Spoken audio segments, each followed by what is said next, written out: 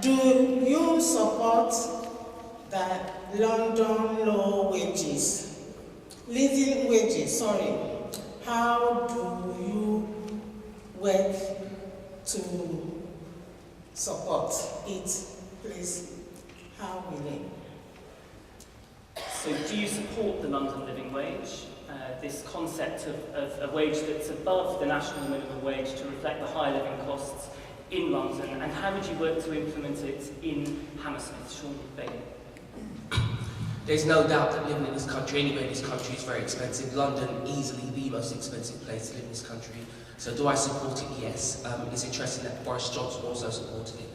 The campaign was started by a big civic group who pushed and got that accepted by certainly Boris Johnson and then our wider party. So yes, I do support it. And the way to implement it is just to change it in the law. You know, if it becomes a law, then it will happen.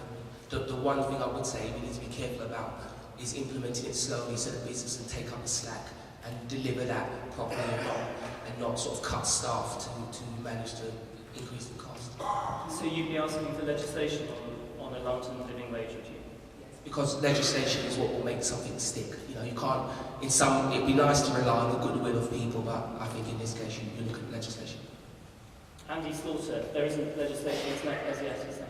No, but of course there is legislation on the national minimum wage, which was the first attempt in this country, opposed by the Conservatives, with scare stories that there would be losing 1 million jobs through imposing it. Of course, it's been the opposite of that. It's given people a decent standard of living. The London living wage, which is supported by London citizens, an excellent group that some of you may know, is to reflect the fact that living costs are higher in London.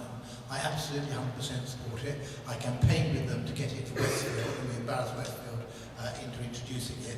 And I have experienced this myself. When I was leader of the council here, I introduced an £8 an hour minimum wage for council employees and tried to extend that to contractors. Now that's something that Boris Johnson has not done, although I was at the meeting where he was rather embarrassed into doing that by London citizens before the election. He has failed to follow up in extending that to some of the contractors which the GLA uses. So yes, absolutely.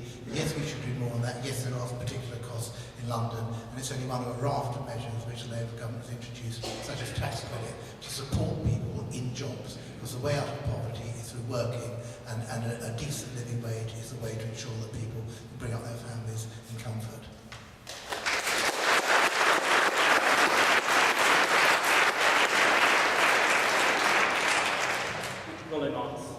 Well, the Green Party, for example, on the London Assembly, has been at the forefront of fighting for a living wage. It's in our manifesto, it's one of our policies, it's something we want to introduce.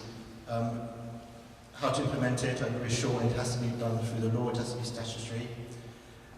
What we propose is 60% of net national average earnings, which would work out at £8.10 per hour. We recognise that London is a very expensive city, rent is expensive, parking expensive, transport is expensive. It is just, expensive. And the poor side of society struggle. I mean, if you're earning £6-7 per hour, it is hard. So we want to introduce a London living wage, and it works out at about £8.10 per hour. Thank you. And Melly. Yes, I'm quite familiar with the London living wage because when I was standing for the GLA, we were lobbied by the London citizens, and I think in principle it's an excellent idea to raise it to £7.50. The thing is, I'll qualify the arguments against it, which is that it costs businesses more, especially during the current financial difficulties. But the counter-argument is that if you have your employees who are happy, who are earning enough so they're not worrying and they're not affecting their health and their family, in fact you have more productive employees, so it's a good thing. Having said that, if Lib Dems did get through the 10,000 exemption for the personal allowance, that will give each person on average £700 more anyway, and that will save on having to implement by law the minimum wage or raising it to London living wage, which might be more restrictive. The trouble with having it implemented to force employers who can't afford it is they might then take on fewer workers or employees, and or part-timers and give them extra share payments, and maybe even this thing called apprenticeship or internship and not pay them anything at all. So employers might try and get around it, but in principle I do support it. Sure, Bailey, can I push you on the in-principle support? And I'll ask Andy Slaughter the same thing. Because there's a danger, isn't there, on an evening like this, that we hear all sorts of things that all the candidates would love to see. But in the end, there are hard choices, aren't there, about how you pay for the things. So could you clarify exactly what you're saying? Would you be actively campaigning for this London living wage if you were elected as constituency MP?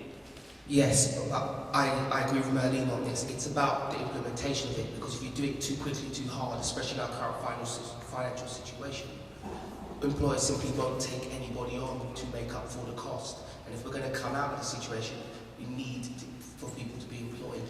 The biggest thing happening in your life now, the recession is outside of your house until you lose your job.